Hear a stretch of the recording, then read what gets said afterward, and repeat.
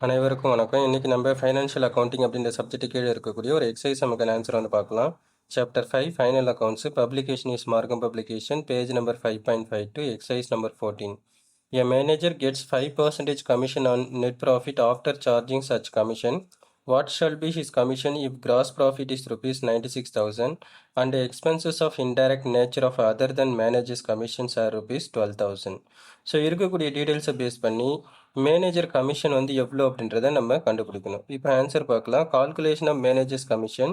So அதுக்கான ஸ்டேட்மெண்ட்டை வந்து கிரியேட் பண்ணிப்போம். Particulars and rupees. ஸோ இருக்கக்கூடிய டீட்டெயில்ஸில் நம்ம கிராஸ் ப்ராஃபிட் வந்து எடுத்துக்கலாம். கிராஸ் ப்ராஃபிட் வந்து கொஸ்டினில் 96,000 கொடுத்துருக்குறாங்க. ஸோ அதர் தென் மேனேஜர்ஸ் கமிஷன் வந்து பார்த்தீங்கன்னா 12,000 கொஸ்டினில் கொடுத்துருக்குறாங்க. அப்போது கிராஸ் ப்ராஃபிட்லேருந்து அதர் தென் மேனேஜர்ஸ் கமிஷன் 12,000 கழிச்சோம் அப்படின்னா அட்ஜஸ்டட் கிராஸ் ப்ராஃபிட் வந்து 84,000 வரும். ஸோ இந்த 84,000ல் நம்ம என்ன பண்ணணும் அப்படின்னா 5% மேனேஜர் கமிஷன் வந்து கண்டுபிடிக்கணும். ஸோ 5% வந்து நம்ம டைரெக்டாக கண்டுபிடிக்கக்கூடாது. டினாமினேட்டரில் சேம் அதே 5% நம்ம என்ன பண்ணிக்கணும் அப்படின்னா ஆட் பண்ணிக்கணும்.